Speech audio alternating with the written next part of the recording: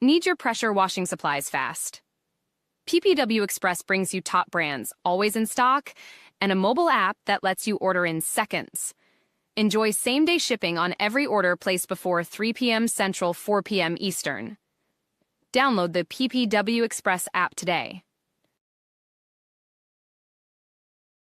Stand out with custom gear from DAB Marketing. No design fees, no minimum orders. Just premium sublimated shirts built for the service industry. Look professional, look sharp. Get your gear from DAB Marketing. Happy Thursday, everybody. Hey, welcome to the Clean Humor Podcast. We're here with Trudy. I'm Anthony. We got James from Whisper Wash on here with us. Hey, everybody. Before we get into here and get picking his brain and find out what's new and happening going on down there at the WW plant, we got some announcements to do. We got the Power Clean that's powered by CETA. That's October the 8th through the 11th in Orlando. You can go to their website and get registered for that event. And also after that, in November, the greatest show on earth is coming to Panama City Beach. We're going to invade Panama City Beach, Florida again this year. That's November the 3rd through the 5th, which is the Panhandle Expo. It's at Edgewater Beach Golf Resort. I'll get it out in a minute. The address to that place is 520 Richard Jackson Boulevard. The 3rd is paid classes. What we got going on there, we got Miss Alana Martinez. She's going to be doing an AI class. That class starts at $199, but you $150. You get in there for $150 with an early bird special for the first 10 people. So she's going to be teaching us all the new technology of the AI, how to use it and all that stuff. It's going to be a really, really good class. I encourage people to get signed up for that. And then we got myself and Mr. Jeffrey Blackman for Stripe a Lot from out of Texas. It's coming, and we're going to do a parking lot striping class. Now, guys, I want to tell you this price. If you go to Texas and you take this man's class to learn how to stripe parking lots, it's $1,500 a person. We have got this thing down to $399 if you register for it. You get a book. And I don't have the book. I'll have to step out and get it here in a minute. But anyway, the book's $45, so that puts you at $354.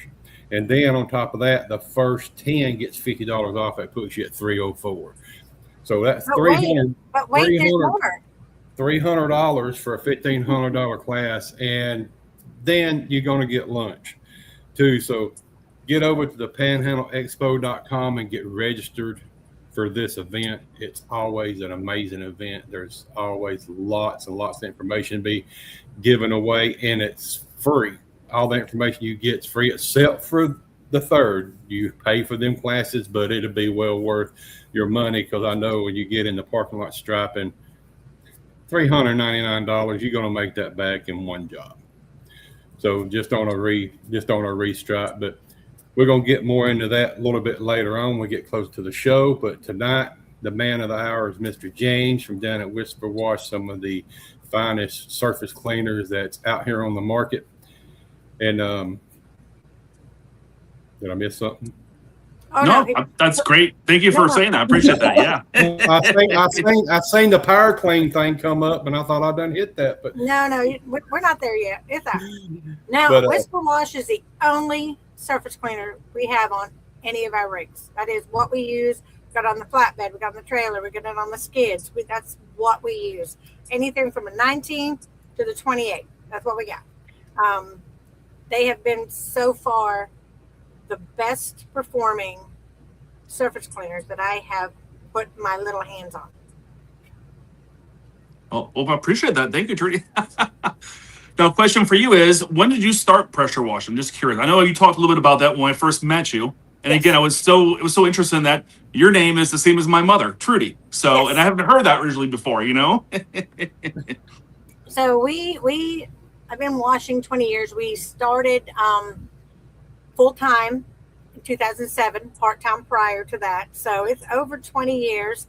I got off the truck probably 2021. I was trying to do Panhandle. 2021. Because I was trying to do Panhandle and washing the same time. Yeah. But then I started jumping on social media and started doing stuff and figured out I cannot do both. So I got off the truck full time. I still went out part time until all my medical issues last year. So I was always out in the field, but now I hate it. But my husband says I can't do it no more because he's going to lose me, which is sweet, kind of. I was in the same situation. I started pressure washing many, many years ago. I actually started when I was pretty young. I started when I was about 12 years old. And my story is this. My father was volunteered to be the president of the HOA that we lived in, the community we lived in, and the pool needed to be cleaned. So I was 12 years old, went down there with the, pressure washer and a wand, and I'm cleaning up the pool and scrubbing it and all that kind of stuff. And the house next door, the neighbor says, "Hey, can you do me a favor? Can you go ahead and clean my entranceway? When it rains, it's very slippery to walk out there and get my mail." And I said, "Okay, sure." So I wheeled it over there and I pressure washed it. And because my mom was many years ago when she was much younger, she was actually working for Holiday Inn, cleaning rooms and stuff like that. And she goes, "Oh, take this bleach with you." I'm like, "Okay." Went over there, put a little bit of a spray bottle, sprayed it on the ground, went ahead and used the wand, and it came right up. And the person gave me $20. Cool. And I was like, wow, okay, maybe mowing lawns is great and all, but maybe I need to start doing this too. And that's when it took off. I started, mowing lawns in the summer, but also doing the pressure washing in it too. And then it came to where I moved to Florida. And when I moved here, my dad knew somebody whose mother, I'm sorry to rephrase that, wife, not mother, wife, husband owned a surface cleaner business, and they needed some help. So I came here at Whisper Wash back in '98 for pretty much just to kind of help out and stuff like that. And I've basically been here ever since 1998. You know what I got from that whole story? Yes. Is women named Trudy are very smart, and you should listen to them. Yes. Yep. She is. But yeah, been here ever since, and it was just great to see this business over the years. It's a mom and pop business grow over the years. We are on our third ownership so far, and very blessed. I'm very humbled, and again, I have my roots in pressure washing. So when I talk to people every day, they have questions, they're having some issues, they're getting frustrated, they're getting upset. Doesn't matter if they've been pressure washing for a year or two or have been pressure washing for 20 years. It's great to know that when you get that phone call back from them, that thank you so much for helping me out, give me some pointers, and because I was ready to throw it in and give up, and it's really tough. Pressure washing is really tough. Not every site you go to is going to clean the way you expect it to clean, so. And the best thing about, there's a lot of events I attend. You see me at every event. I'm there. I want to learn. I want to grow. I want to learn so I can help others. And that's the way to do it. We go to these events. But the Panhandle Expo is actually contractors who's been out there putting their hands, doing the dirty work, is coming in to show you how to do it so you don't have to learn from your mistakes. We've already made them. We've made it. Yeah, exactly. We've made the mistakes. So we want to show you how to do it. Not that we know it all, because things change daily. But we can guide you and talk to you about, hey, this is what I did, early 2000s. And that's not the way to do it. There's way better ways to do it. And we learned, I don't know about you, but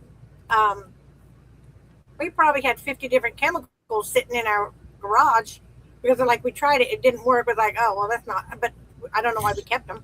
But, we learned, we tried, and for us at Panhandle, we don't carry anything we wouldn't use out in the field. We still have a full-fledged wash company. And if somebody reaches out and say, hey, we tried this, I'm like, sure, I'll try it. And they're like, oh, will you sell it? No, let me get it out and let me see. I'll always try it because I'm not going to set anybody else up to fail. And that's what we did with the expo, is we're bringing people in with the hands-on experience, not people that read a bunch of Google stuff and try to learn quick. No, we were in the dredges. We did that. And same with Whisper Washing. You guys have been way back, and you're growing with the industry and changing as changes need to be made. But keeping Yeah. Quality. How Yeah, old everyone's- is Whisper Wash? Do what now? How old is the company? So it started in 1995. Again, it was a father and basically a father and mother, but it was two sons, and they pretty much were working the Whisper Wash, and they were doing a bunch of other stuff too. So they were trying to find their niche at the time, and I think they actually bought a Simpson surface cleaner. And what I was told was they were using that, and they wanted something with more lift. It felt like it was just kind of dragging, it wasn't clean too good, and that's where they decided to go ahead and design in-house their own rotary union, their own swivel. And then over the years, it's just been constantly tweaked, trying to perfect it. And again, going for, the 9-inch Classic was the original, you know what I mean? And, starting out with that was fiberglass cover. And then we started switching to a different type of, materials. We use Xenoid material. We also got aluminum now. But, we're always trying to find and improve that product. And that's what we've been kind of been doing over the years. And again, we have people out there who have been in this industry for many, many years. They start out with a Whisper Wash. They go bigger and bigger. And it's interesting to watch people, I remember years ago when 5.5 was a big pressure washer, and then 8 was, that's the biggest. Now, I guess over the years, I would say I started seeing it probably in, probably about 2012, where people started to experiment, where they were doing Siamese kits and stuff like that. Yeah. Hooking up 2 4s or 2 5s, 2 8s, stuff like that. And it's interesting to see people. Now it's like 20 gallons a minute. I'm not putting 2 10s together. I'm talking about 85 horsepower engine, diesel, 20, 22 gallons per minute, one pump. It's like, oh my goodness. It's like they're not messing around, My trailer that I pulled was 2 9s that Siamese into an 18. That's a diesel. Yep. And now our trailer that we bought this year has 3 17s that can Siamese together. Mm-hmm. That's a fire hydrant. That's not even a pressure washer anymore. I like to see you hit the trigger on that one. I'd be flying around up there. But you was talking about the swivels a while ago and stuff. Do they come in like different sizes? Can you get like 3/8 and 1/2 inch, or is it just standard 3/8? So our swivels that we have is a 3/8 ID, but it's all the way through. Other swivels out there will say they're 3/8 ID, but the inside where they actually have the carbide nozzles inside, has to get smaller right there. So you have restriction. So that's what we noticed over there is a lot of times where they design it, it's basically some swivels, I guess, have 2 pieces of carbide that are basically touching each other, but they have to make that smaller right there so the water moves by faster. That way it doesn't go into where the bearings are. And that's kind of how the older swivel designs were many, many years ago with the Zerk fittings and stuff like that. That opening is, I used to joke around, the opening was about the size of number 2 pencil lead. And it was very, very small. So the water went by very fast. So that way it actually would not baffle into where the bearings were. When it did, basically you just pump it full of grease. And unfortunately, when something rotates that fast, having too much grease in there can cause the bearings to overheat. And I started learning all this stuff years ago, and it was very interesting. So having the right viscosity in there, the right amount, will keep those bearings lasting longer for you. So when you start pumping too much grease in there, or maybe it's the wrong viscosity, it's just going to cause those bearings to overheat. But y'all don't have ports to put grease in them, do they? No. And we've kind of moved away from that because, again, doing that setup, basically you have a much smaller opening inside. You'll still have that quick disconnect on there. It's a 3/8, but the opening inside where those 2 pieces of carbide touch each other, that's much, much smaller. So like I said, it wants that water to go through there fast. When it goes through there fast, it won't baffle into the bearings. So I noticed everybody's coming out with them 4-tip bars that's got on your shelf behind you there. Yeah. You want to talk about them for a minute? Yeah. So kind of a side note here. Years ago, we would have people come to us and ask us, hey, I need you to build me a surface cleaner that can clean 4 feet, 6 feet, stuff like that. So we're like, yeah, sure. So we spend some little time, little R&D, and we would design it. And again, to them, that's like, we don't care how much it costs. That's what we want. So we would design it, build it, and it was kind of a one-off. And that's what we did many, many years ago, too. I would say probably back in 1998, when I first started working, we were still messing around with the bars that were using a bunch of pipe fittings. So pipe fitting, basically a T, some pipe fittings, and then elbows. And we would put those on the machine, but every time they would hit something, it would just tighten up on that thread, cause it to be off balance. And again, the pipe fittings and all that stuff is not designed and is not balanced properly. Right. They would cause the swivel to premature not break, but fail, bearings heat up and stuff like that, and would wobble real bad. We did that with a manifold with a 3-arm, with a 4-arm. We did a 5-arm many years ago. And like I said, it was pretty cool, but it was a pain in the butt to keep balance. Even when we Loctite them in place, anytime they would hit something, it would just keep rotating and then off balance. So we went, you know what, we're going to be selling them. We're selling a lot of these things. We want to make it easier for the customer. So we moved away from that. And we went with a machine CNC single bar with 2 tips on each end or 1 tip. And then I would say probably about 4 or 5 years ago, we really started experimenting, trying to make a 3 or 4-arm bar that, again, that is more precision, that's CNC'd, that's balanced, and make it easier for people in the field so that when they put this thing together, if they want to experiment, they can do that. But they have indicators on there, little dimples that kind of lines things up for them. And that's what we were trying to build and try to design. And that's where we felt comfortable enough that a good product that we're building here, that we decided to release that. And again, that's with the 4-arm and the 3-arm manifolds, I guess you can say, that we have with those arms. But again, like I said, that's something that we want to make sure it's balanced, because you can have that bar perfectly balanced, but if that tip is somehow defective in a little way, it can still cause it to wear out the bearings prematurely, but also not clean as good too. Right. So talking about nozzles. Yes. What is the big difference? I get this question all the time. I have the answer, but I want you to say it better because I know you can. What is the difference between the iMag and the MEG? Does it make a huge difference with surface cleaning? So when I was really curious about that is when I actually got one of the reps from Spraying Systems come out here and visit me and talk to me. And he says basically that design in there is a straightener. And what it does is it tightens up the spray pattern. So you could have a tip that's a 2502. So it fans out at 25 degrees, but it hits at a little smaller impact, like a knife's edge. So that being said, the iMegs clean a little bit harder, a little bit deeper, a little bit more pressure. Now, we also know that for that tip, like a 2502, to get out 2 gallons out that tip, you have to have 4,000 pounds of pressure behind the tip. If you don't, then the amount of water coming out the tip decreases, 1.9, 1.8, 1.7. So when you want to get, you pay for 8 gallons, you want to get 8 gallons through those tips, you have to go up a little larger size. Like, for example, a 25045. 2 of those on 8 gallons, that's what you'll have to do. But now you lose impact pressure because you get bigger and bigger, impact pressure decreases. But with the iMegs, having that little straightener in there, that little vein, that right there kind of tightens it up so that you don't lose that impact pressure. And that's what's nice about those. Perfect. And again, what's nice about it is not having that in there, it's not going to, it's not going to make it like it's junk or anything. You don't have to have the iMeg. You can buy any kind of tip you want. But what we found out is that those Spraying System iMegs is what we like. That's all we use. That's all we carry.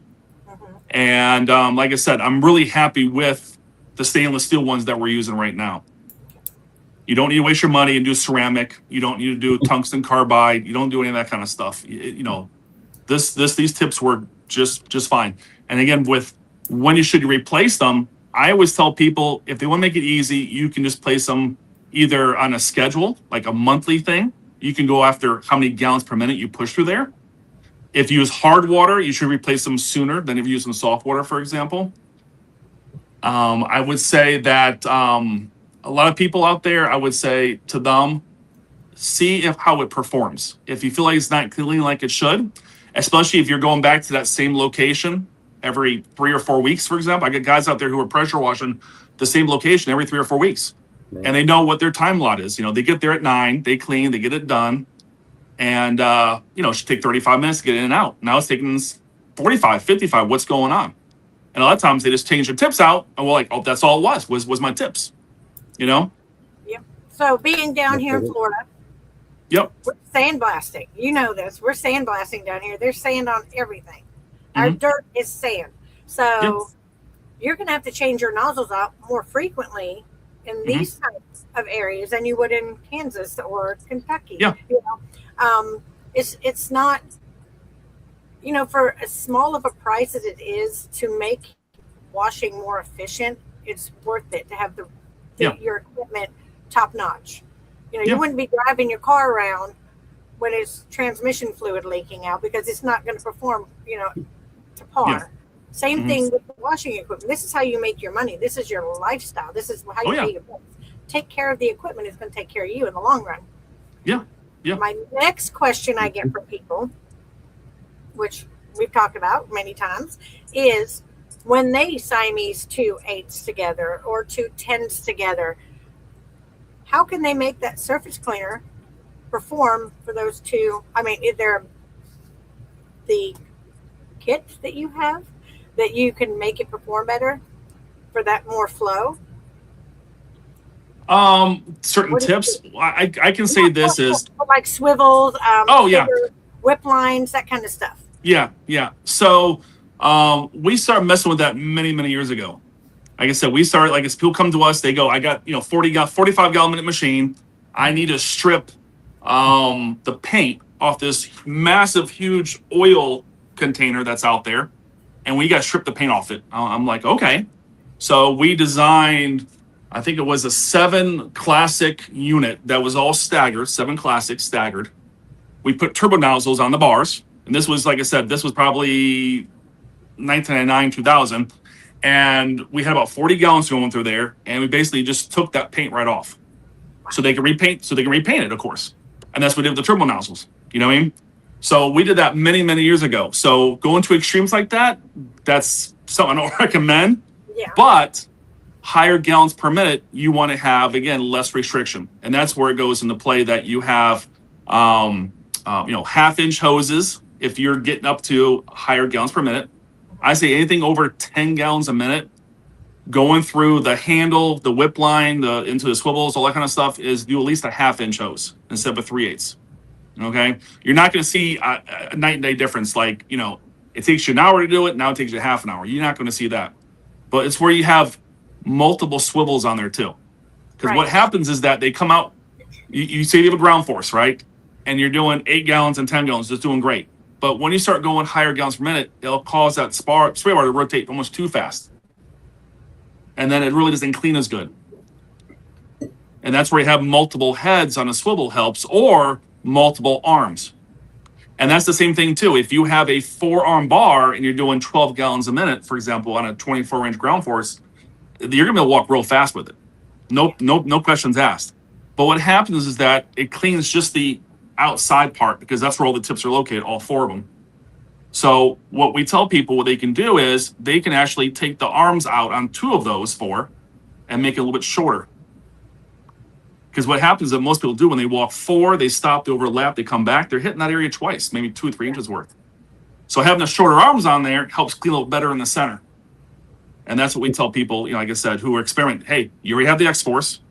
Go ahead and order 2 more arms, but make them shorter, and then put those arms on there. So you're putting 2 long ones and 2 short ones. Yep. Well, that makes sense. Yeah.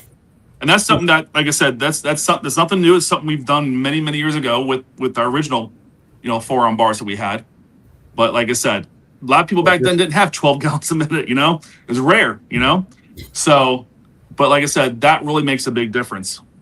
So asking for a friend, if you had somebody that had that's going to do 2 8s, you're going to have 16 gallons a minute. You got a mini Mondo. You already got 2 bars under there. And could you go with the 4 bar on each side, or would you just stay with the 2? Yeah. So you can do a few things. The problem when you go to 4 bars and you're doing, say, 16 gallons a minute on a mini Mondo, which is 8 tips, you got to put the smaller tips in there. And a lot of people stay away from that. They don't like small O2 tips or even 2.5s. So what we do have is a 3-arm bar. They can go that route. Okay. That's why we actually made these newer bars kind of half-inch ID inside. Because what happens when the water gets down there, when it decreases and the size actually gets bigger, it helps not just the flow better, but it relaxes the turbulence down there. So by the time that turbulence gets to that tip, it's not too crazy. So that's why the newer bars right now have that 1/2 inch ID. It's not some kind of, oh, it's 1/2 inch, it's better. No, it's just that's how we designed it. That's how we experimented and found out that having that 1/2 inch in that bar works much, much better. And that's why the 3 arms and 4 arms work even better, because that water actually starts to kind of relax a little bit in those larger openings inside of those bars. Having 4 arms that all have 1/2 inch ID, it kind of relaxes that water. So by the time it gets to the end right there and makes that right degree turn, which really is a lot of turbulence, it's not caused as much turbulence. So you can do 16 gallons a minute on a mini Mondo, but you're going to be walking really fast. Me personally, I'm older. I'm 50 years old, and I don't have bad knees. And to me, it's like I really walk a more of a comfortable pace. So I would say go with something a little bit bigger than a mini Mondo, and go with maybe a 2-tip bar. Go with a 3-arm bar if you want to, but have larger tips in there so that they don't constantly get plugged up. And that's the problem, is that a lot of times people don't have a pressure gauge on there. So when they look at it, they don't see, oh, the pressure gauge, it's high for some reason. Oh, that's because you have a partially plugged tip. Because the machines are so heavy, they're not going to shake and vibrate like a classic mic or the ground force. And because of that, they can actually tear the surface up, because it turns it into like a, red, I guess call it a red tip, the old-fashioned red tip, but it turns into like a 0-degree tip. I know I just put mine on the shelf for a while because I couldn't ever get my tips right. Everybody said you could run it with an 8, a mini, and it never would clean like I wanted it to clean. I know it's got to do with the tips. I just never found the right tips to put in there. I've tried every tip that I could find to put in there, and just never done it. I don't. It could have just been me. Yep. But, well, when people call up, they ask you, will mini Mondo run an 8? And I says, well, most of the people who call us up who have a 4-gallon minute machine, I would tell them, do you see yourself going to 5, 5.5 anytime soon? They go, no. Like I says, get yourself a 16-inch. Yep. That has a 15-inch bar underneath it. Well, that's the same thing Mini Mondo has, 15-inch bar. So you got 4 going to each side. So like I said, and again, I know guys out there who are doing 6 gallons a minute with the Mini Mondo. I don't recommend that. I think you're really kind of pushing it. 8 is probably the minimum I would go. But yeah, sometimes having the right tip in there makes a difference. And it really does. I'm just trying to, get that down. But the tips that we buy, like I said, we buy the spray system iMags. A lot of those people don't realize they'll fan out. Say, for example, a 20-volt tool will fan out at 25, but it won't be perfectly straight down the center. The spray pattern will. So your bar is angled, let's just say 20 degrees. Right. You screw that tip in. If that tip is not, that hole is not perfectly at center, if it's angled either against the rotation or in favor, it can cause the machine to slow down, cause it to vibrate, stuff like that. And you can get an effective tip. And there's no way to hold it in your hand and look at that. You know what I mean? And sometimes, I hate to say this, when you order tips, they might have a batch of tips that they ordered, and they can be all messed up, I guess you can say. You know what I'm saying? Yeah. Because when you order them, they usually run them all at the same time. So they just mass produce. Yes. So if you have surface cleaner nozzles, you have an 8-gallon a minute, you got a 4-nozzle bar. Mm-hmm. Those nozzles look like that picture I posted the other day that was just charred and pointed and flat. Can that affect your equipment because it's so restricting, or does that, if your nozzles are just messed up to that extreme, can anything on a surface cleaner affect your equipment? I mean, could it be hurt your pump or anything like that, or is it just going to just ruin the surface? Would it have any effect on that? I would say seeing those kind of tips on there, I feel bad when I see something like that, because I know that it hurt my soul. It hurt my soul.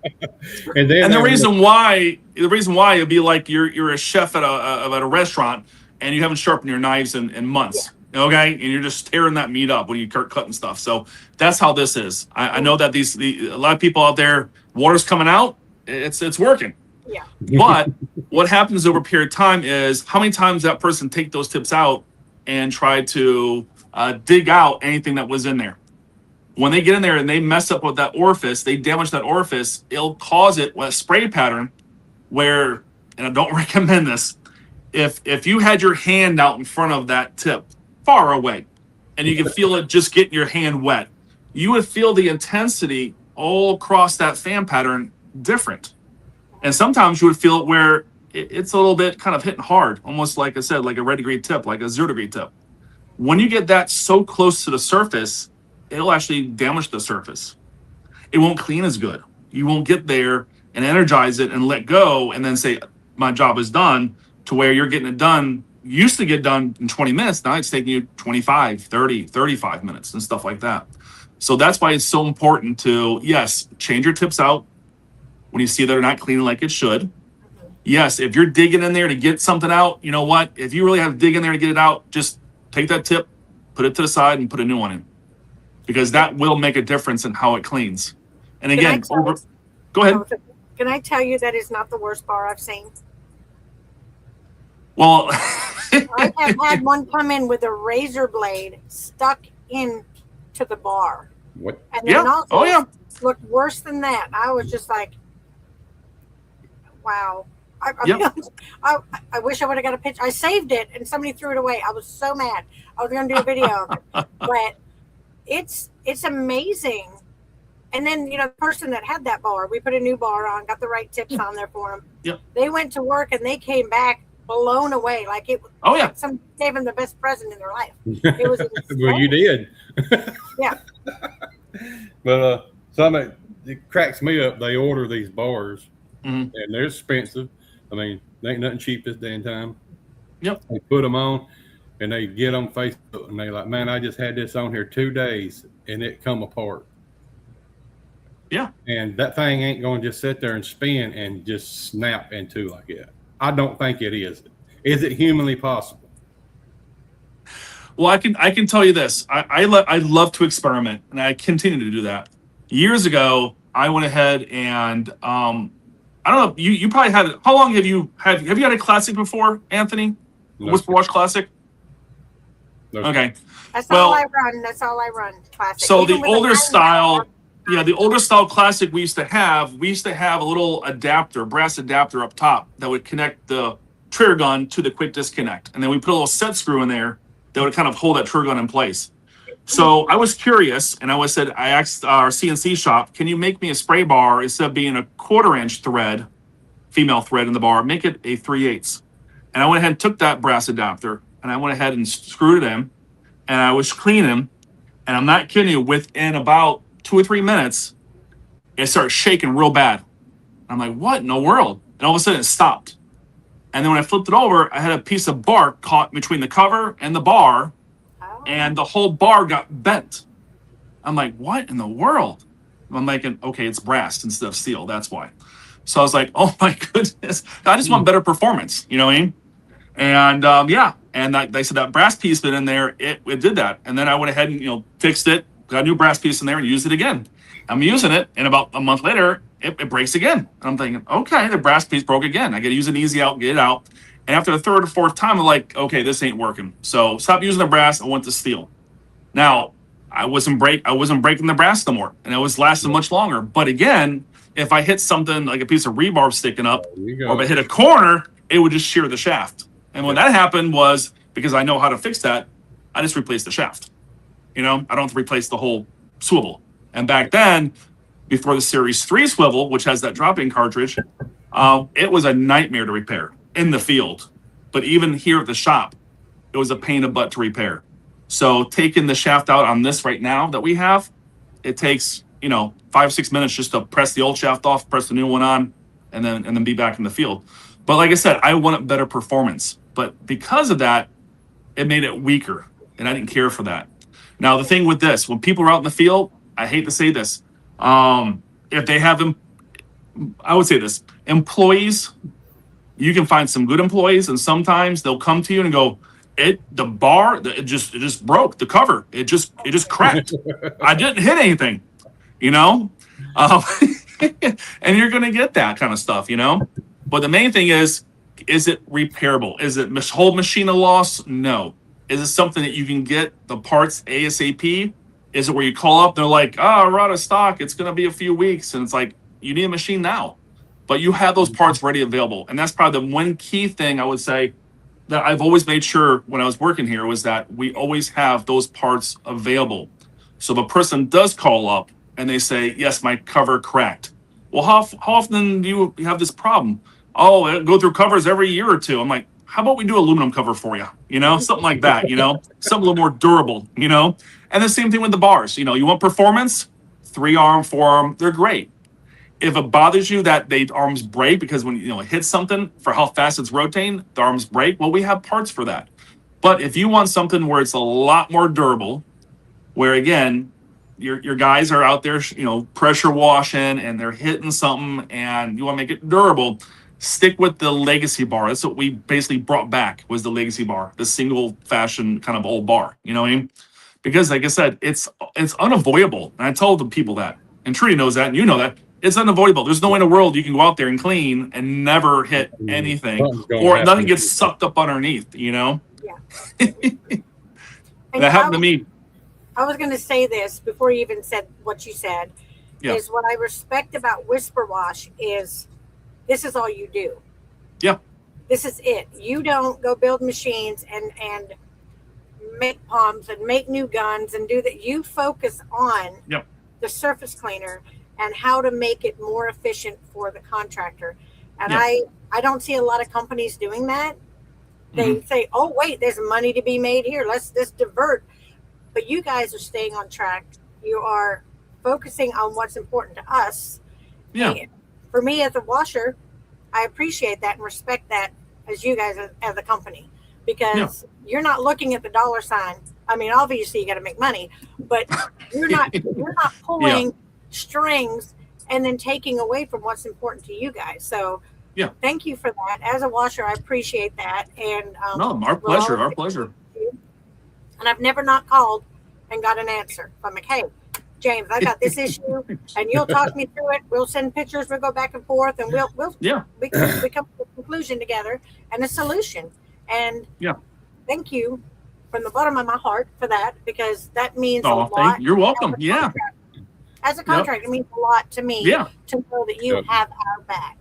And it does. Oh yeah. Well, I appreciate that. Thank you so much.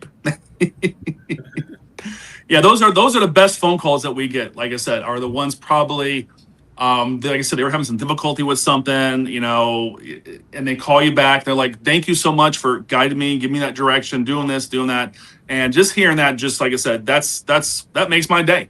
It really does. You know what I mean? Because like I said, we're here for the individuals out there, the guys, the girls out there who are pressure washing.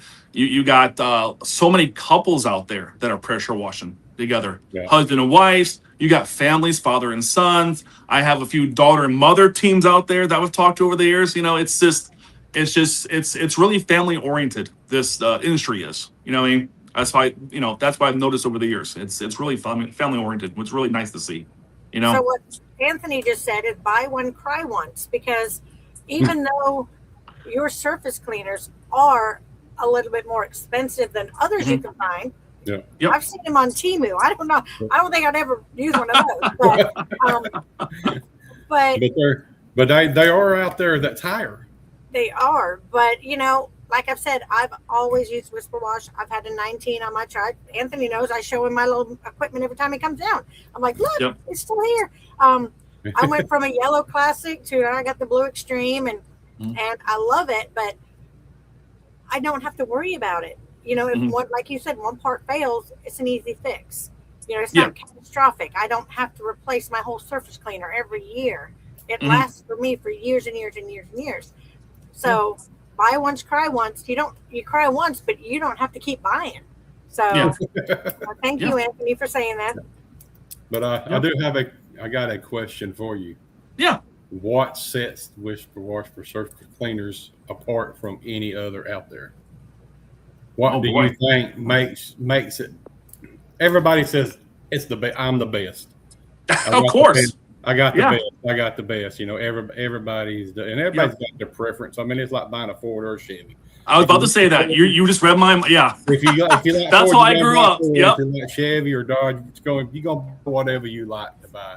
But in your mind, what sets you apart?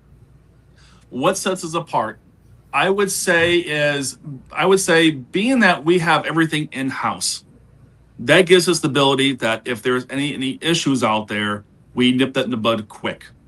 Best example is, we're not buying these things from China, 100,000 units to come over. And if there's one little defect on all of them, then they're all having issues out there. Yep. So we kind of keep track. So whenever we go ahead and send stuff out, we get a customer reach out to us. They're like, hey, it's not working like it should. Is this under warranty? We go, yes, we have a 1-year warranty. Send it back to us. And a lot of times they don't realize these warranties actually helps us out. We can actually get these parts back from them and see why did they not perform like they did. What went wrong? A lot of times we find out it's just operator error, okay? Which is fine. That's okay. We'll take care of the customer. We tell them the situation. Next time it's going to happen if you keep doing it like this. But like so we try to educate them and teach them. But when we do get stuff back, we're like, okay, how can we make this product better? And that's how I've always been, very, very a perfectionist, I guess you can say. That's one main thing is that, like I said, we constantly want to improve on our units. And here's an example. When we started messing with our swivels and we were going through and coming up with what kind of seal we want to use, what kind of bearings we want to use, we started really digging in. And I learned so much about just the bearings that are in these units. There's multiple different types of cages that holds the ball bearings. What is best for ours? We do 180, 212, 230 degrees. Some people put this stuff through, 800, 900 RPMs, even higher than that. What is the best type of cage? What is the best kind of lubrication? And then we would experiment out there, find out what is best for the units. And again, we're not like experimenting here at our facility. We are, but we also have so many amazing local people that have been pressure washing for 15 and 20 years that we give them our stuff, take it for a spin, let's get some feedback from you, real world view, and always try to improve that product. Where I think a lot of other companies out there, they'll come out with something and go, here you go. Don't change anything. It's the same unit, same style, just keep mass producing it, not trying to improve on that product. And I think that's really what sets us apart right there, is always trying to improve on that product. Good answer. Focus on one thing and not try to focus on 10 things. Yep. And then I can say, keep making sure you have the parts available. That's the big thing too. We have a lot of amazing distributors out there. And one thing is that they can't have sometimes every single part, because there's so many different surface cleaners we sell now, sitting there on their floor ready to go. Yeah. But if they don't have it, that's okay. We get phone calls daily. Hey, I don't have this part. Can you please go ahead and ship it to this location? And then we'll get it out, if we can, the same day or maybe the next day. But that way, that person who needs that, because the people who are doing this, they're not doing it, as a hobby. Most of them are doing it, it's the bread and butter. It's what, pays the bills, keeps the lights on. They need that part yesterday. Yeah. So that's where we also want to be, is like I said, I think we separate ourselves also because we always have those parts available. And we're there for the distributors so that when they don't have that part available, it's okay. Call us and say, hey, I got a person over here. He needs it. She needs it, whatever. Can you please go ahead and ship it to him? And then we'll grab it and then we'll ship it out. I've done that several times. I'm out of a bar and I'm like, hey, this guy, and you do it. And I get it back and I ship it to you. And it, if we don't have the contractors, we've got nobody. So working together makes it go round. Jonathan Hinder has got a major question. He said, what do you want it, Trudy? No, go ahead. Said, what do I do about a mini Mondo that didn't work brand new out of the box? One side spins just fine, the other side bad swivel. I did called, but could get help over the phone. Great product. That's why I keep buying it, but I did had that one that was defective. Maybe I should have done it, Anthony. Maybe you ought to. Anyway, what he's saying, he's got a bad swivel. So I always tell people, contact us directly. Contact us directly. Our goal is to get them back up and running. That's the 100% thing, is to get them back and running. I get people on there online will post things. I'll have Miss Trudy. I'll have other people tag me, and they go on there and they're upset. Yeah. Something's not working right. But we don't know anything about it until somebody tags us. They never call us. They never reach out to us. And we always tell them, please give us a call. We'll be happy to help you. And we can diagnose it. And you'd be surprised. Send a video to us. We can see what's going on. Do we need to send them a new cartridge? We'll send them a new cartridge. Is it something to do with the spray tips again? And this is usually what will happen. If one of those tips out of all four is defective, and that thing is angled in favor of rotation, that one side will rotate a lot faster. And there's nothing you can do about it other than let's take that tip out and we're going to slow it down. Well, now that individual, and again, this is with multiple head swivels, that individual will be like, well, it's not rotating as fast now. It's rotating the same speed as the other one. And I go, well, that's perfect. Well, I wanted to rotate faster. You want them rotating the same, though, you know? You do. But because there's so many different variations in there, when you have two machines side by side or two spray bars and swivels by side, you're always going to have one that can be a little bit faster because of the spray tips themselves.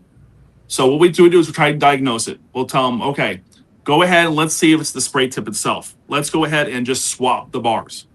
Whatever side that's the fastest, rotate it. And they'll swap the bars. Does it follow the bar, or does it still stay on that one side? If it still stays on that one side, then usually we'll go ahead and reach out to them. We'll go ahead and just send them like a new, either a main seal because it's kind of sticking, or we send them a whole new cartridge. But like I said, that's when, when we have people have questions like that, I always tell them, call us directly, talk to me. We do have other people here, technicians. We got about 2 or 3 other technicians here. If they misdiagnose this and you're still having problems with it, don't give up. Just ask for James. That's always tell everybody, ask for James. So if you got one of them 4-bar tips, would it be wise to have an extra bar or two on your truck just in case something happens? You're out, you got them on there, and it breaks. Unless you ain't got it, you can't. I would tell people what they should have is extra tips, an extra bar, and an extra cartridge. If you have those 3 things, you'll never be down. Always have those there, because again, this way it's designed. You can replace all the stuff in the field. I've seen a gun or two that they might need a backup on that. if the guns go, yes. But again, if they had to, they can always directly connect it right to the quick disconnect on the swivel and finish up the job. You know what I mean? Yeah. We don't recommend that because our whole thing is about safety. So that's why, like I said, I told before, a person asked me, why don't you have those gun deletes? I says, well, because of safety reasons, liability reasons. Again, we're focused on safety. And I can tell you this, if you have that ball valve open and if that hose goes, or wherever you have your hand located, and that's where the hose is connected with that ferrule there, if that thing ever goes, there's metal wires in that hose. It will slice that wrist right open. So I tell them, be careful if you do have those surface cleaners out there that do not have the trigger guns, they're bypassed. Look at where your hand is located, where your wrist is located. Because if it's next to that connection right there, if that thing ever goes, it's going to be, you're going to be hurting. Yeah. So like I said, that's why you always put the trigger guns on there. But yes, trigger guns, they could go. So like I said, for a quick fix, yes, go right down to the quick disconnect, energize it, finish your job is 20, 30 minutes, but get yourself another trigger gun. Yes, most definitely. So in this industry, one is none, and you definitely need 2. You definitely need 2, at least. One you're using in a backup. An extra backup is always good too, if you can do it. We do have a question that's not Whisper Wash related. So he wants to ask about ordering chemicals. Can I get a personal document file? Yes, you can get the SDS sheets. If I don't know where you're ordering from, but if you order from me, SDS sheets are on the website. You can have that. I don't know why they would throw it away unless somebody shipped hazmat without it being hazmat certified. It should not have been thrown away unless it did not have the correct documentations. I know there's some guys that have some shipping thing that they just ship everything, which I've spoken to, and there's hazmat, and I'm like, oh, you can't do that.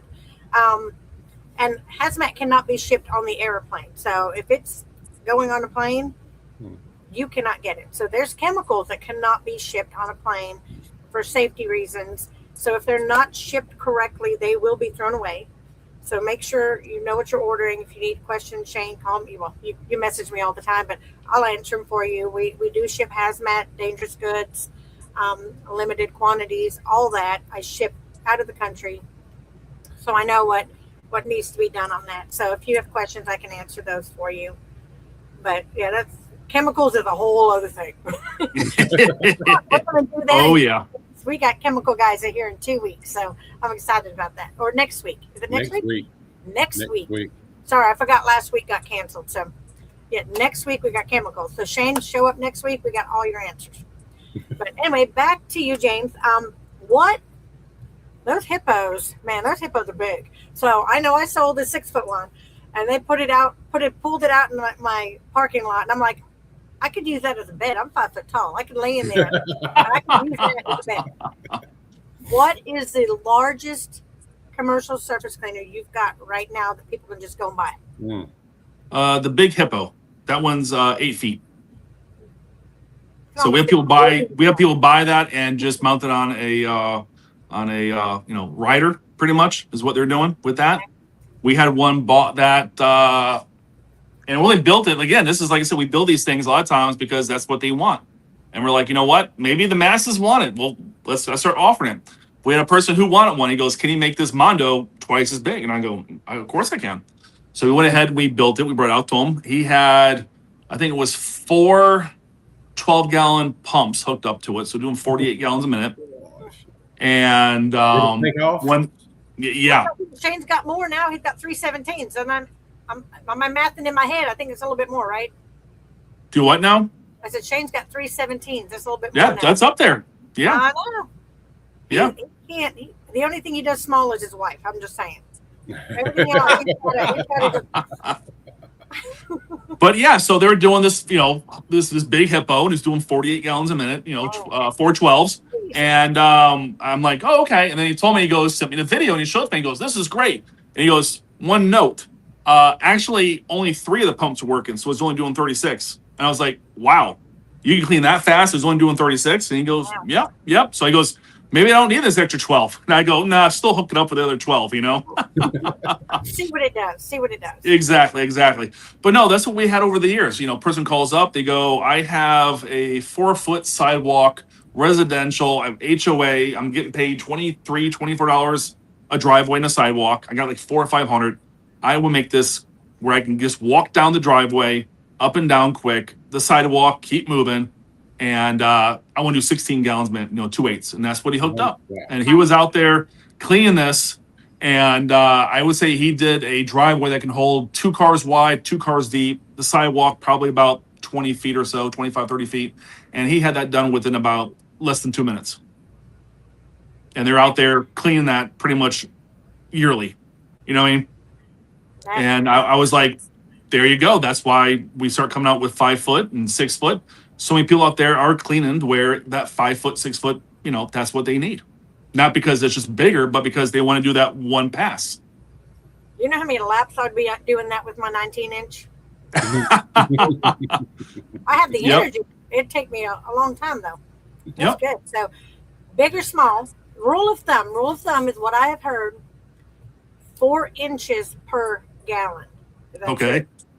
So is it true? 16. Is it true? So plain humor. So we'll just keep it clean. So I've been around for a long time. At least I feel like it. Maybe I feel old. Anyways, it's a quick reference. I would say is the use. What we do is when we talk to somebody, we find out first thing is this. Hot or cold water. That's the first thing we ask them. Hot or cold water. Are you doing residential? Is it where you're out there cleaning the same same people every year? Is it people where they haven't been cleaned in 20 years maybe? Is it where you have some of these commercial jobs where you're out there cleaning every 6 months, every quarter, maybe I guess some guys out there doing every 2 or 3 weeks that they're constantly maintaining, maintenance jobs.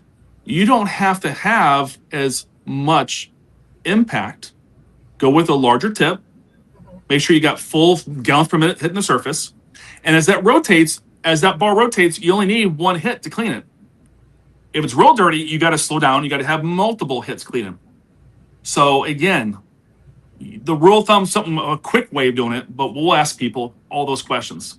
Find out, what are you doing? What's your gallons per minute, of course? What's your pump rated for? How much you got 500 feet of hose? That makes a difference compared to 200 feet of hose. All that kind of stuff we ask them, and then we try to best match them, not just with the surface cleaner, but now what kind of bar do you want? You want a single bar with a tip on each end? Or is it a 3-arm? What is going to be ideal for you? It's a little confusing than just saying, hey, you're 4 gallons, so 4 times 4 is 16. This is what you're going to get, 16-inch surface cleaner. You know what I mean? That's quick. It's very easy. It's good. It's great for, hate to say this, getting the person off the phone, get the next person on the phone, take care of them. But we found out there's more than just that kind of a question that we want from our customers so that we can best match them. Especially, that's what we do. When somebody comes in, hey, I want to buy this, and they've watched YouTube, they watch TikTok, they want this, they want this, they want this, they want this, and I'm like, slow down. Yeah. What are you doing? Are you doing commercial? No. Are you doing roofs? No. I'm like, why do you want a gas roof pump? Why do you want a 525-gallon tank? Why? Everybody's got it. You don't need this right now. So everybody's got one. I want to be like everybody else. I'm a horrible salesperson, by the way. I am too. I talk about the stuff they don't need all the time. It's bad. But it's like, okay, this is what you need right now. Mm-hmm. Let's get you out there. Let's get you educated. Let's get you out in the field. Let's get you to make money. Use that excess money for marketing. Mm-hmm. Mm-hmm. Get a shirt with your name on it or your company name. Yeah. Get some numbers on your truck. Get your truck wrapped. Use the money for marketing. Mm-hmm. And then when you make money, then come back. We'll upgrade you to what you want to move into next. Okay, you're doing awesome at house washes. You want to do roofs? Let's do it. Let's build you up. So, it's. I had a guy come in and he ordered over the phone. He ordered it online, and he was coming to pick it up. It was a big guy, and he comes to pick it up. I'm like, awesome. What machine you got? You got 5.5, 8. What do you got? He goes, no, I got a 4. And I'm like, okay. I said, well, it'll work if we get the tips right, but you're going to be moving slow. It's going to be slow. Because, well, what do you recommend? I'm like, well, you can do a 16, but if we get the tips right, you can do a 19, which that's what I saw. And I said, I can refund you this. No, actually, he bought a Maxima. I'm sorry, it wasn't even a big guy. It was a Maxima. And I said, I can refund you the Maxima. Yep. He goes, you know what? I'm going to keep it because I'm going to upgrade one day. And I'm like, okay, well, I don't mind. I'll refund. I don't want you to have something you don't need. But, when you're honest and you're open and you're knowledgeable about what you are doing, you earn that respect and the customer trusts you. Yeah. And I don't call it, I call them a customer, but I build relationships. I build relationships with my suppliers, just like you, and my fellow contractors. And it makes a difference because you're not going to blow them full of hot air just to make a sale. Mm-hmm. Yeah. You're not going to say, hey, you need this because we make the most money on it. Because if they fail, guess what happens? They're not going to trust you again. Oh, yeah. And, the relationship I have with Whisper Wash is one of trust. I've never called you, and you guys never have steered me in the wrong direction. Never me or any of my customers. And it's in this day and age with all the Temu and all whatever other things. It's important. You're on Temu, ain't you? No, Temu things on my phone. I don't know why. But no, I'm just saying with that, of course it's going to be cheaper. There's going to be a mini Mondo lookalike, but you're not going to get the support. You're not going to have that relationship where you can call James and say, hey, I bought this mini Mondo lookalike on Temu and it's doing this. And James is like, well, I don't know. I would say I had a conversation years ago, and we're gonna keep this clean. So I had a conversation with a customer years ago, and the first thing he was just furious. I can tell him, like, he just needed to take out his frustration. He was upset. This stuff is junk. He said a few other choice words. He's upset. And I go, oh, okay. I said, where are you located? And I go, I live near where you guys are. And I go, you do? And he goes, yeah, I live in Clearwater. I says, we're right down the road. This is my address. Come down here and we'll fix it. And the guy pulls out it out. Not gonna see what brand it is, but it was yellow. It wasn't ours. And he was just furious. It wasn't working. It was doing this. And it's junk and all this kind of stuff. And all it was, and you're not, it was a plug tip. Water was coming out, but because it was restricted, it pressure locked. And when it pressure locked like that, it's not rotating. Water's coming out. Want to do nothing. And all it was a plug tip. So we went ahead, took the tips out, cleaned it out, told them what it is. We flushed it out, and a lot more stuff came out. And it was like rust, almost like. It was making it go, how long was this sitting for? Did you know? Oh, it was sitting for 6 months. I'm like, okay. So it had a lot of rust built up in there inside the bar and all that kind of stuff. So we went ahead and flushed out best we could. We put the tips back in. It says, I can't guarantee you won't do it again, but it says inside the bar there, it's probably zinc plated or whatever it was. And that zinc has come off. Now it's all rusted now. And it says it's going to continue to do that. So I said, if you can find a bar that's either stainless steel or aluminum, something that's not going to continue to rust and break off and plug up your tiny little tips. He goes, well, I don't want that. Do you have something that's better? And I says, well, I don't have a bar that works on it. I says, I know that sounds horrible, but I got a 16-inch service cleaner that'll work it will be just fine.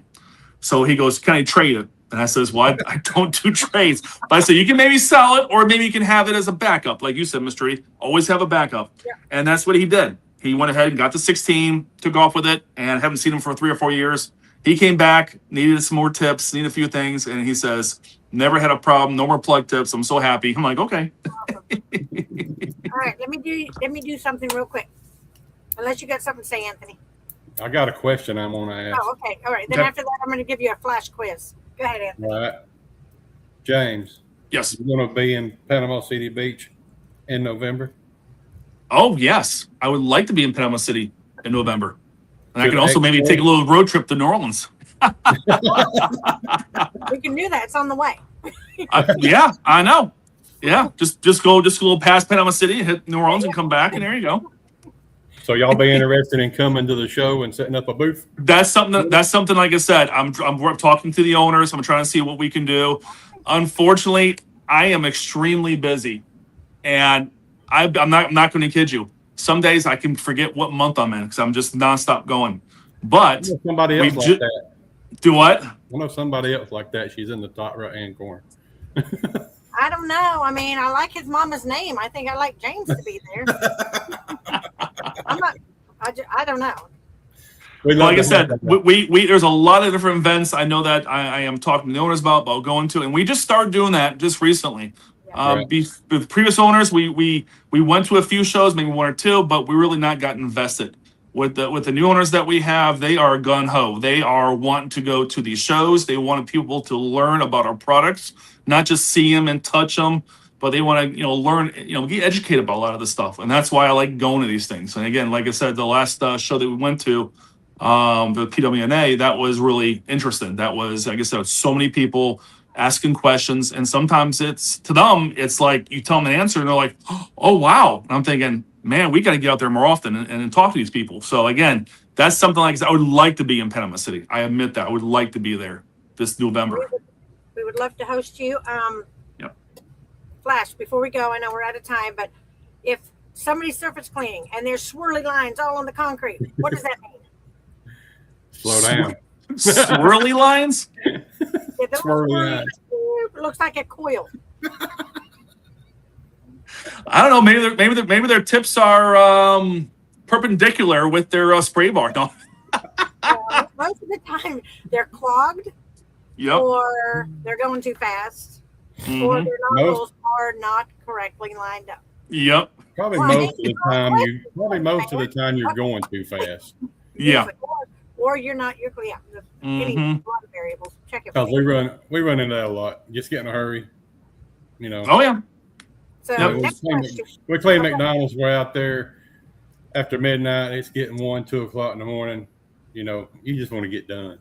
Oh yeah. Oh yeah. I'm like, can y'all walk faster? No, we can't. They're just leaving swirl marks. I'm like, have you cleaned the tips? No. Well, let's clean them right quick. One thing I tell people about spray tips is that if it's plugged and you want to go ahead and remove them and clean them out, Personally, I always kept the 9/16 wrench in my pocket with an extra new tip.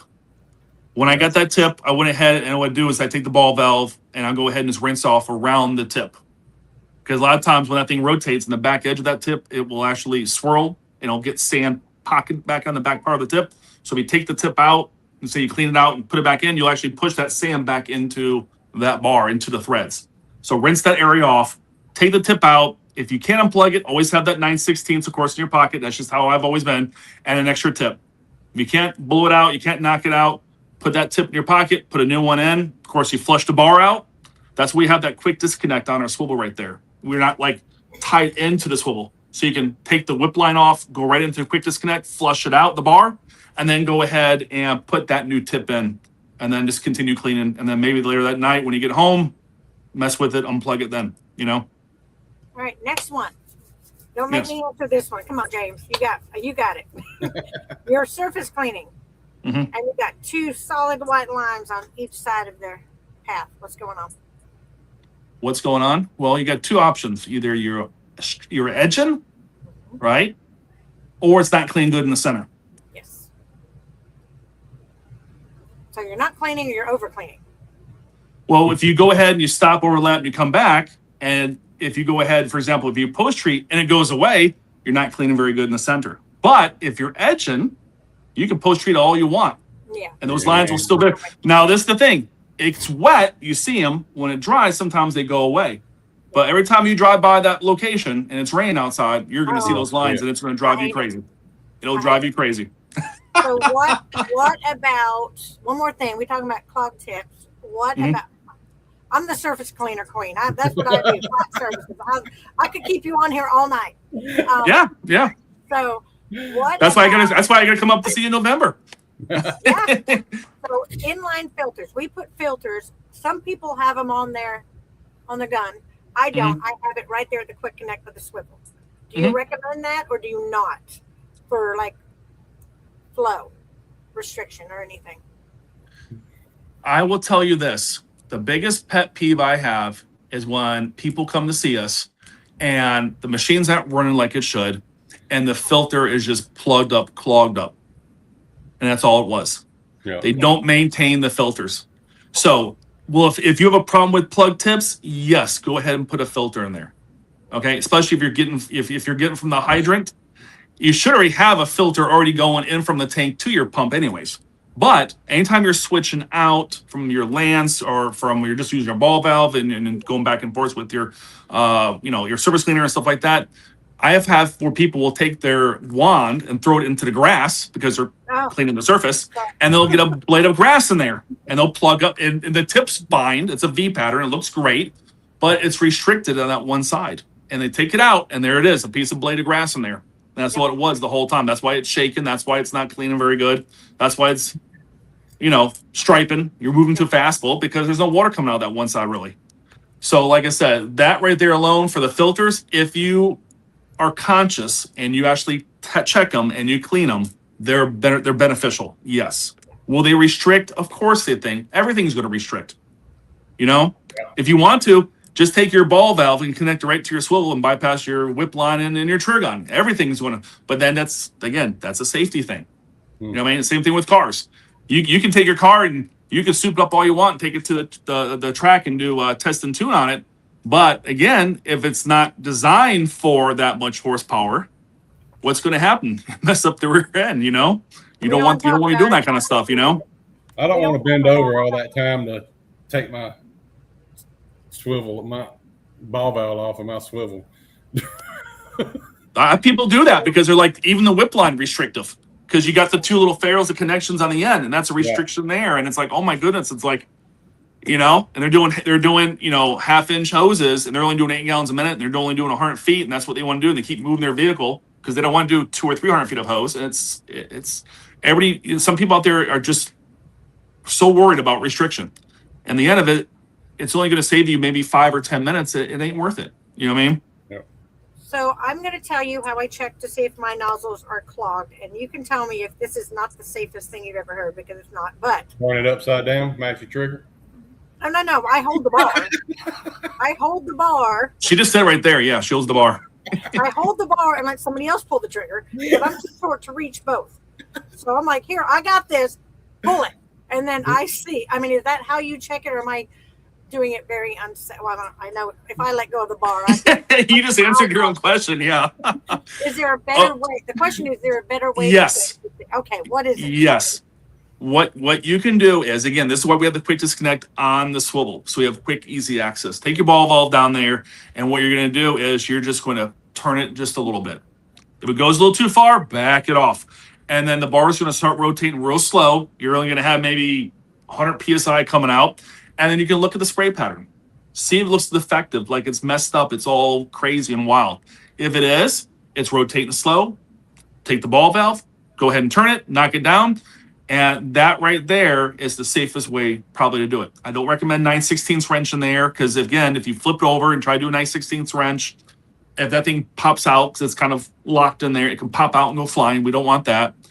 You can also do is turn the machine over on its side, start recording off to the side. And as you're recording, you can get close to the tips because cameras nowadays, phones nowadays are doing 4K and all that stuff. And then just open the ball valve up, energize it, and then turn it back. All you need is 2-3 seconds. That's all you need. And what you can do is take that video, zoom in, slow it down. And as soon as you go ahead and start seeing that water come out, you can see the difference in the spray pattern. And as it starts to rotate, you can slow it down and you can see a nice V, and then it looks all messed up. Nice V, all messed up. And when you see that, you have the comparison too. And you can do that. And we get that all the time. We have people take the machines, flip them on their side, go ahead and start recording, and then go ahead and just pull the trigger for 2-3 seconds and let go. Send us the video, and then we can go ahead and zoom in, and we go, see right here, this is where your problem is. This tip right here, you can see it. It's actually fluttering. So it looks like it's nice, but when you actually get more pressure blowing through it, it started changing it. So at first, this is crazy. At first, the pattern looked okay, but when you started getting more pressure behind the tip, whatever was in there actually started to change and then started to distort the spray pattern. Because like I said. So years ago when my hubby said, hey, babe, hold that bar while I pull this and see what's wrong with it, you shouldn't have done that. I don't recommend that. Yeah. I don't recommend that. Don't do that when he's got them 317. We do stuff here. We tell people we're trained. We know what we're doing, but we don't recommend. Like I said, we're very cautious in how we do things. We've been doing stuff for, like I said, many years. So yeah, we'll open up the ball valve, or hand will be on the bar. We'll kind of look at some stuff, check stuff out. But like I said, it's under very low pressure. I mean, you can put your hand up against that tip and it ain't going to hurt anything because there's so much water coming out. Although it's not good to run that too long on your pump. So just to warn you. Awesome. So thank you so much. And you are going at CETA. What's the dates of CETA again? November 3rd. Where's our CETA? CETA is October CETA, 8th through the 11th. Okay. So and then we got. Hopefully you'll be making your way to New Orleans and stop by there it is. So we'll be there too. Panhandle's going to be there. And then we have our event November 3rd to the 5th. It's about a month after. So hopefully Whisper Wash on their way to New Orleans is going to stop by. We've got the classes, the information, the networking, guys, is amazing. Just to talk to our suppliers about their products is a game changer. You're not going to get the best answers on, you can put a post on Facebook and see what answers you get, but you're going to get the real answers from the people that actually manufacture the products and the chemicals. So thank you, James, for being here. We really appreciate all your knowledge and information. And anything else you want to say before we go? No, I was just going to say thank you so much, Trudy, for inviting me. Anthony, it's always a pleasure. I think I met you a few years back, and you told me you're from Coleman, Alabama, or something like that. And I'm like, I drive by there at least once or twice a year to visit my in-laws over in Tuscumbia, Florence, Alabama. We get off just north of that. Here, I'll text you my phone number next time you're up this way. Yeah, sounds good, man. And by the way, this is the book. That's the book for the parking lot striping class. And I'm gonna hit this, but man, there's all kind of information, and you can't see it on here, but it tells you everything you want to know about parking lot striping. So it's well worth, if you don't get in for the discounted price, it's worth the $3.99. And you're going to need a Whisper Wash to knock that paint off, and James can make you one to do it. There you go. We've heard that story. I need to talk to him about that because I got some stripes I need to get up. Okay, Anyway, well, but Anthony, James, we'll talk on the backside. We just jump off here for a few minutes, let the commercials play, and we'll be right back with you. Everybody have a good night. We'll see y'all next week. Stay home, hustle hard, guys. Yep. Everybody take care.